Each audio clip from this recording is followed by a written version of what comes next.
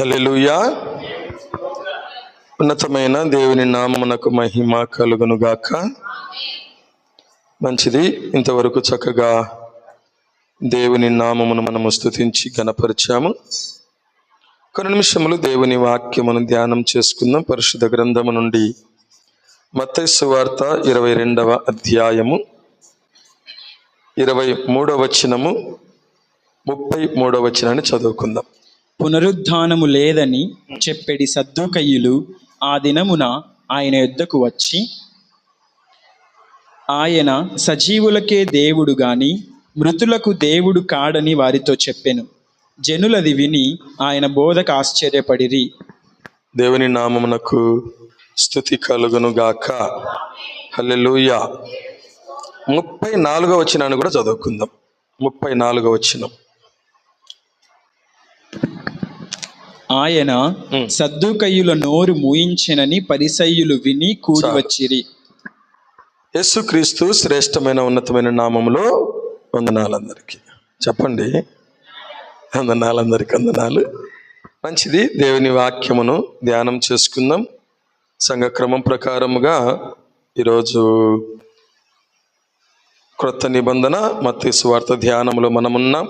మొదటి అధ్యాయం నుండి 22వ అధ్యాయం వరకు మనము వచనం వెంబడి వచనము అధ్యాయములో కొన్ని ప్రాముఖ్యమైనటువంటి అంశాలను ధ్యానం చేస్తూ వచ్చాము. ఇంతవరకు దేవుడు మనతో మాట్లాడుచు అనేక సంగతులను దేవుడు మనకు తెలియచేస్తూ వచ్చాడు. ఈ సమయమందు కూడా దేవుడు మనతో మాట్లాడుచుండగా జాగ్రత్తగా మనం విందాం. ఇక్కడ యేసుక్రీస్తు ప్రభువు దగ్గరికి యేసు ప్రభువును శోధిస్తూ ఎవరు వచ్చారంటే సద్దూకయ్యులు వచ్చారంట. ఎవరు వచ్చారు? సద్దూకయ్యులు. అంశము సద్దూకయ్యులు. అంశం ఏమిటి? సద్దూకయ్యులు. యూదులలో, ఇశ్రాయేలీలో అనేక తెగలవారు ఉంటారు. శాస్త్రులని, పరిసయ్యులని, సద్దూకయ్యులని. ఈ విధంగా ఒక్కొక్కరు ఒక్కొక్క సిద్ధాంతాన్ని పట్టుకొని ముందుకు వెళ్తూ ఉంటారు. సిద్ధాంతాన్ని పట్టుకొని. అందుకని సిద్ధాంతము ప్రభునందు ప్రేమైన వారులారా మనల్ని పరలోకము చేర్చదు. పరలోకానికి చేర్చేది ఏమిటంటే సత్యము. సత్యం మనలను పరలోకాన్ని చేరుస్తుంది, కానీ సిద్ధాంతం మనలను పరలోకం చేర్చదు. సిద్ధాంతం అనేది ఎటువంటిది అంటే, నేను నమ్మిందే కరెక్టు, మీరు నేను చెప్పినట్టే వినాలి. ఇంకా సిద్ధాంతము అనేది ఎలా ఉంటుందంటే, దాన్ని ప్రూవ్ చేసుకోవడానికి దాంట్లోనే తిరుగుతూ ఉంటారు. దాంట్లోనే తిరుగుతూ అది కరెక్ట్ అని రుజువు చేయడానికి ఎన్నెన్నో తంటాలు పడతా ఉంటారన్నమాట. సత్యాన్ని అసత్యంగా మారుస్తారు. ఇంకా లేకపోతే అట్లా కాదు ఇట్లా చెప్పారంటారు. సందర్భం కాదు, అది కాదు, ఇది కాదు, ఎన్నో. ఎందుకు అంటే వారు చెప్పిందే కరెక్ట్ అని నిరూపించుకోవడానికి ఇవన్నీ తతంగాలు పడతారు. అందుకని సిద్ధాంతము పరలోకము చేర్చదు. పరలోకం చేర్చేది ఏమిటంటే సత్యము. సిద్ధాంతము కాదు మనకు కావాల్సింది. ఏం కావాలి? సత్యము కావాలి. అందుకనే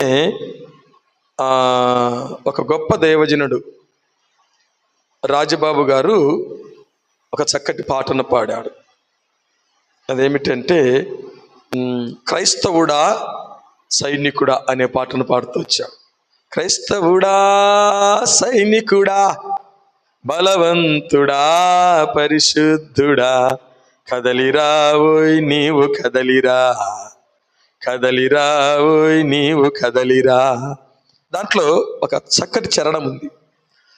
సిద్ధాంతపు గట్టు ధుమికిరా, సాకులనే మెట్టులు దిగిరా, నీ ఇల్లే పెను ఏలు, నీ పేరే ఇస్రాయేలు. ఏమి దుమికి రావాలంట? సిద్ధాంతపు గట్టు దుమికిరా అంటాడు. ఈనాడు చాలా క్రైస్తవ సంఘాలు దేని మీద ఆధారపడి వెళ్తున్నాయంటే సత్యాన్ని బేసిక్ చేసుకోకుండా సిద్ధాంతాన్ని బేసిక్ చేసుకొని మా సిద్ధాంతం ఇది. కారణం ఏంటంటే మేము ఫలాని వారికి చెందిన వారం కాబట్టి మా సిద్ధాంతం ఇది, మేము ఇట్లా చేస్తాం. అయ్యా వాక్యం ఇట్లా చెప్తుందంటే వాక్యం మాకు పని లేదు, మా సిద్ధాంతం ఇది, మేము ఇక్కడ ఉన్నాము అని అనేటటువంటి వారు, దానికోసమే అదే పనిగా రెఫరెన్స్ తయారు చేసుకొని పక్కన పెట్టుకునేటటువంటి వారు. నేను సేవకు వచ్చిన తొలి దినాలలో తూపలిలో పరిచర్య స్టార్ట్ చేసినప్పుడు ఒకతను ఏం చేశాడంటే, మాచునూరు అనే గ్రామం ఉంది ఇక్కడ, పెళ్లిమరి నుండి ఇట్లా లోపలికి వెళ్తే మాచునూరు అనే గ్రామం. బ్రదర్ మా ఊరికి రండి బ్రదర్ వాక్యం చెప్పడానికి అన్నాడు. సరే అని చెప్పి వెళ్ళాను.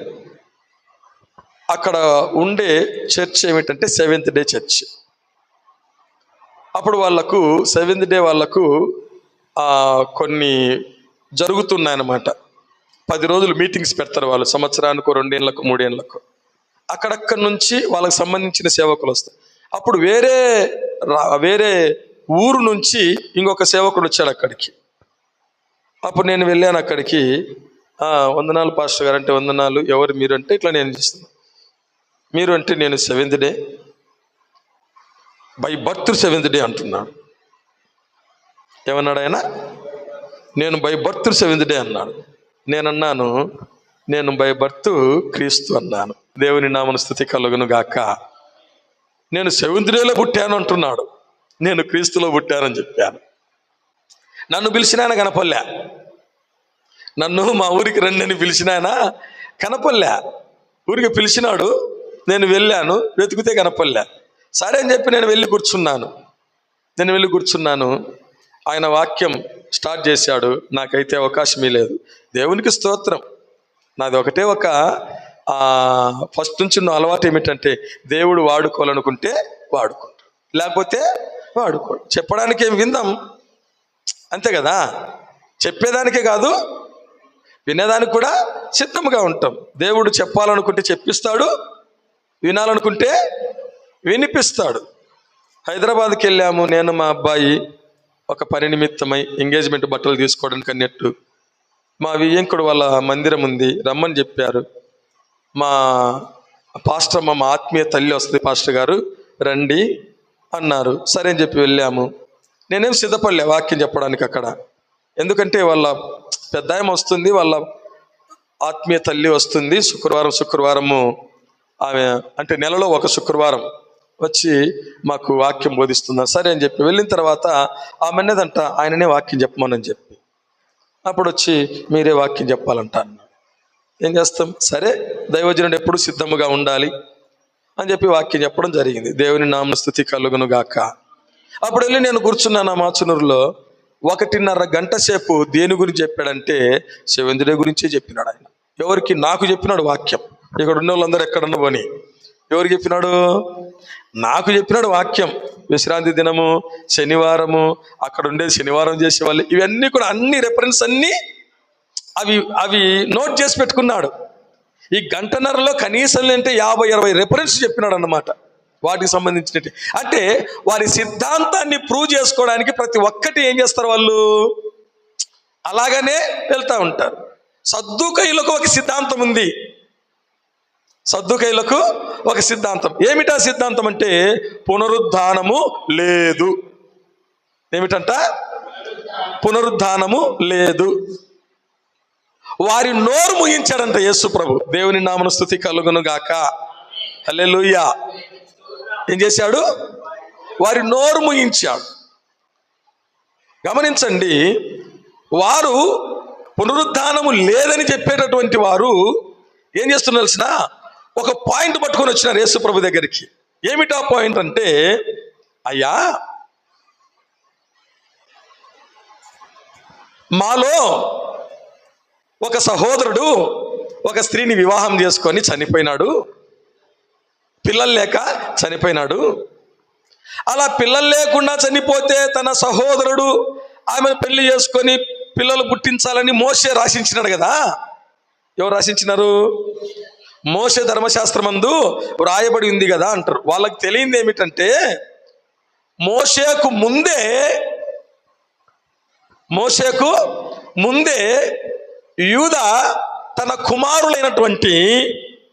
కుమారులైనటువంటి ముగ్గురు కుమారులు, యూదాకు ముగ్గురు కుమారులు. ఎవరు వాళ్ళు ముగ్గురు కుమారులు? ఆదికాండము 38వ అధ్యాయము 3వ వచనం చూడండి. ఆమె గర్భవతి కుమారుని కనగా అతడు వానికి ఏరు అని పేరు పెట్టెను. ఆమె మరలా గర్భవతి కుమారుని కని వానికి ఓనాను అని పేరు పెట్టెను. ఆమె మరలా గర్భవతి కుమారుని కని వానికి, ఇక్కడ ఏరు, ఓనాను, షేల అంటే ముగ్గురున్నారు. పెద్దవాడు దేవుని దృష్టిలో చెడ్డవాడు గనుక దేవుడి వాన్ని మొత్తినట్లుగా చూస్తాం, చచ్చిపోయినాడు. ఇప్పుడు యూదా ఏమన్నాడంటే, నాయనా ఓనానుతో నీ వదిన దగ్గరికి వెళ్ళి మరిది ధర్మం జరిగించు, నీ అన్నకు వంశం లేకుండా చేయొద్దు, కాబట్టి నీ ద్వారా మీ అన్న వంశం నిలబడుతుంది అని అంటే, ఈ ఓనాన్ అనేవాడు ఏం చేసినాడంటే పుట్టే సంతానం నాది కాదు కదా అనుకొని వాడు కూడా పాపం చేశాడు, వాడు కూడా చచ్చిపోతాడు. ఇప్పుడు ఇంకొకరు ఎవరున్నారు? షేలా ఉన్నాడు. ఏరు, ఓనాను, షేల. ఇది ఎవరి ద్వారా వచ్చింది? మోషే ద్వారా రాలే, మోషేకు ముందే ఉంది. ఈ సద్దుకైలు ఏమంటున్నారు? మోషే ధర్మశాస్త్రము రాసి ఇచ్చాడు అని అంటున్నారు. చాలామంది ఏమనుకుంటారు, మాకు తెలిసిందే కరెక్ట్ అనుకుంటుంటారు. అట్లన్నమాట. ఇప్పుడు కూడా చాలామంది దశమ భాగం గురించి చెప్పారు అనుకోండి, అది ధర్మశాస్త్రంలో ఉంది అంటారు. ధర్మశాస్త్రానికి ముందే అబ్రహాం ఇచ్చినాడు, ధర్మశాస్త్రం రాకముందే అబ్రహాం ఇచ్చినాడు, అదన్నమాట. కాబట్టి వాళ్ళు ఏమంటున్నారు? అయ్యా, మాలో ఒక సహోదరుడు వివాహం చేసుకుని పిల్లలు లేక చనిపోయినాడు. మోషే ధర్మశాస్త్రం ఏమని వ్రాయబడింది అంటే, పిల్లలు లేకుండా ఎవరైనా చనిపోతే వారి సహోదరుడు వెళ్ళి మరి ధర్మం జరిగించాలని ఉంది కదా. అట్లా 7 సహోదరులు ఒకరి వెంట ఒకరు చేసుకొని పిల్లలు లేకుండా చనిపోయినారు. అందరితో పాటు ఈమె కూడా చనిపోయింది. పునరుద్ధానమందు ఆమె ఎవరికి భార్యగా ఉంటుంది? చూడండి, మేము పెద్ద జ్ఞానులము, చాలా చిక్కు ప్రశ్న వేశాము, నీకు ఎట్ట సమాధానం చెప్తావు చెప్పు అని చెప్పి యేసు ప్రభు దగ్గరికి వచ్చి అడుగుతున్నారు.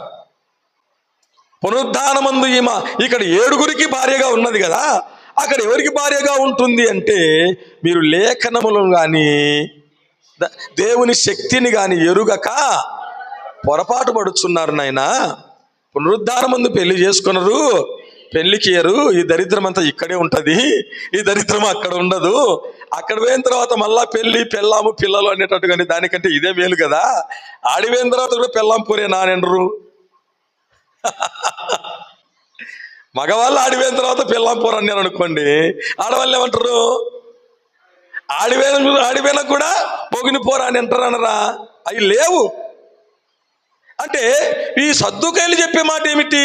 పునరుద్ధానం ఉంది అంటే మనం ఎట్టుంటాం అక్కడ ఉంటాం కదా, ఈ భార్యనే అక్కడ ఉంటుంది కదా, ఈ భర్తనే అక్కడ ఉంటుంది కదా అని అంటున్నారు. అలా కాదు. ఆయన మృతులకు దేవుడు కాదు, కానీ సజీవులకే దేవుడు. ఆయన నేను అబ్రహాము దేవుడను, ఇస్సాకు దేవుడను, యాకోబు దేవుడని అన్నాడు.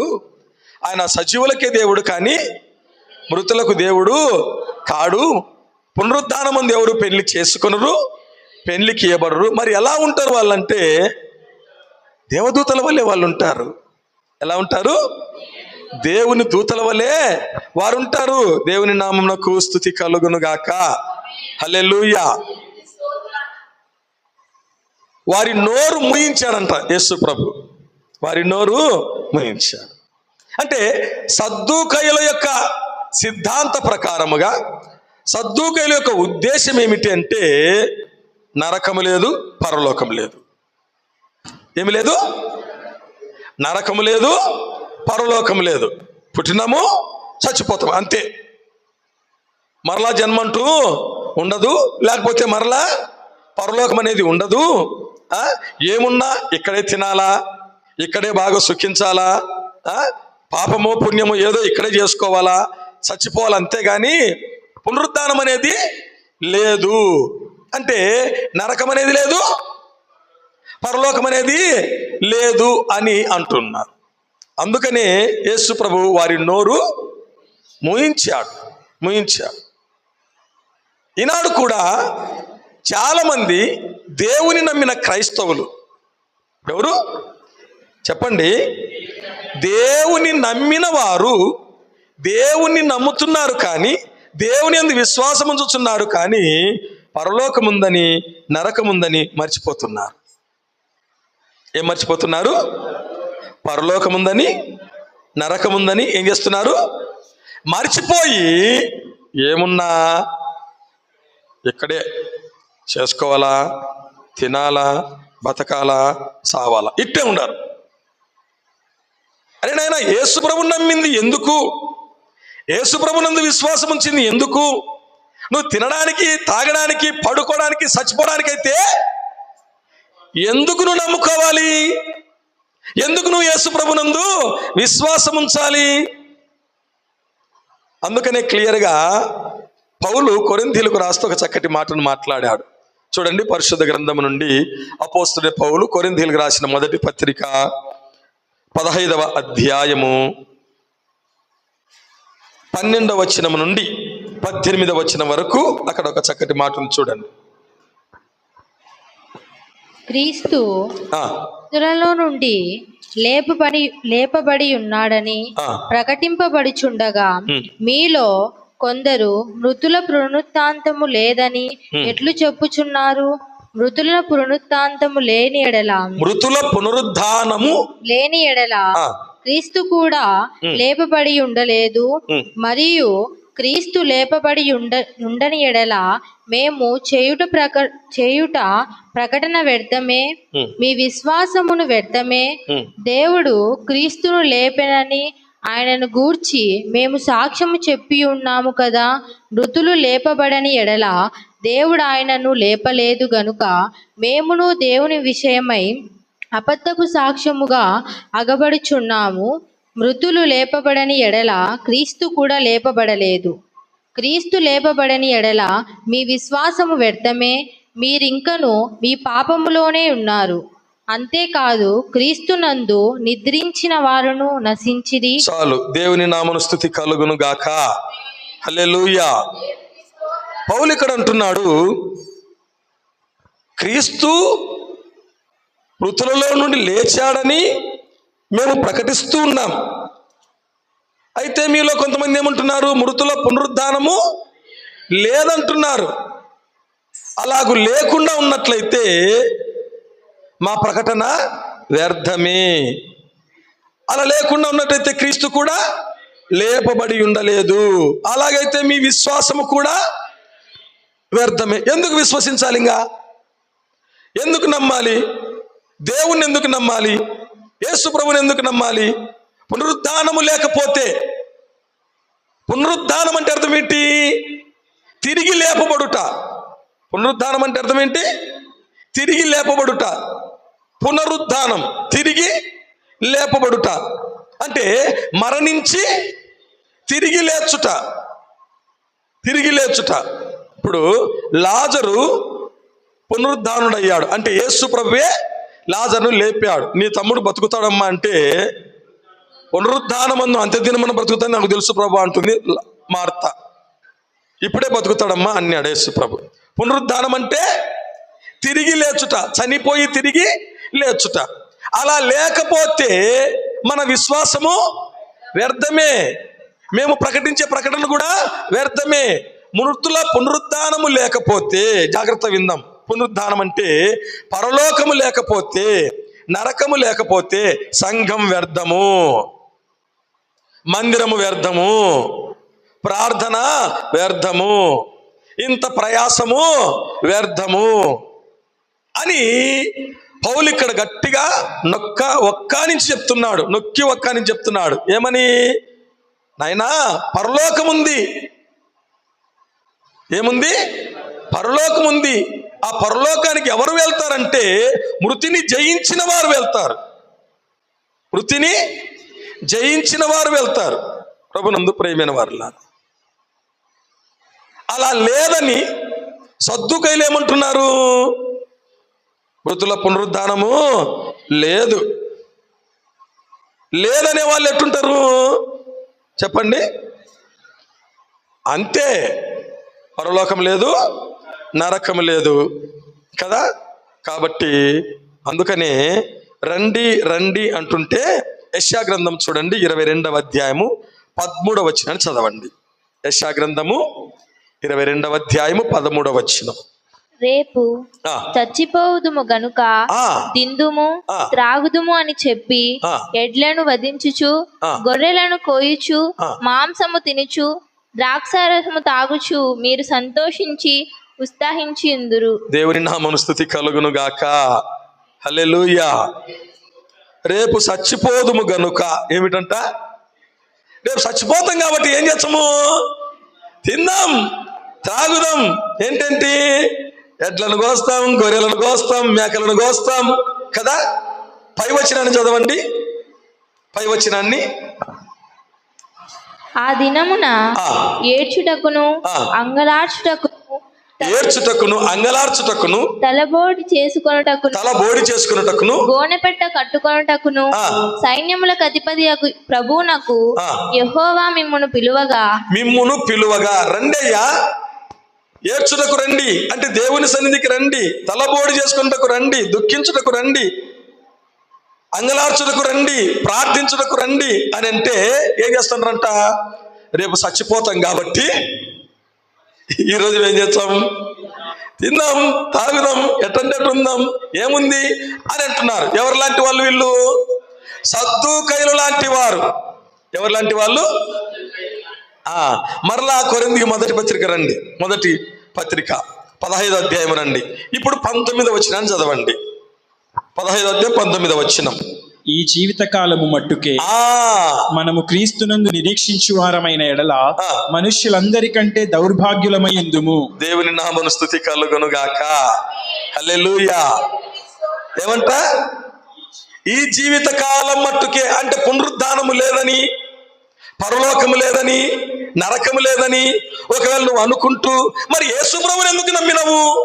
యేసుప్రభువునందు ఎందుకు విశ్వాసం ఉంచావంటే ఈ జీవిత కాలం మట్టుకే ఏదో ఉద్యోగం కోసమో, ఏదో మేలు కోసమో, ఈ లోకంలో ఏదో పొందుకోవడానికి కోసమో నమ్మినవు అని అనుకుంటే మనుషులందరికంటే దౌర్భాగ్యుడవై ఉంటావు. అందుకని మనము సద్దూకైలులాగా ఉండకూడదు. ఎలా ఉండకూడదు? మనము సద్దూకైలము కాదు. మనం ఎవరమో తెలుసునా? క్రీస్తుతో కూడా లేపబడిన వారము. దేవుని నామమున స్తుతి కలుగును గాక. హల్లెలూయా. మనం ఎవరము? కొలస్సీలకు రాసిన పత్రిక 3వ అధ్యాయము మొదటి 3 వచనములు చదవండి. కొలస్సీలకు రాసిన పత్రిక 3వ అధ్యాయం మొదటి 3 వచనాలు. మీరు క్రీస్తుతో కూడా లేపబడిన వారైతే పైనున్న వాటినే వెదకుడి. అక్కడ క్రీస్తు దేవుని కుడిపార్శ్వమున కూర్చుండి ఉన్నాడు. పైనున్న వాటి మీదనే గాని భూ సంబంధమైన వాటి మీద మనస్సు పెట్టుకొనకుడి.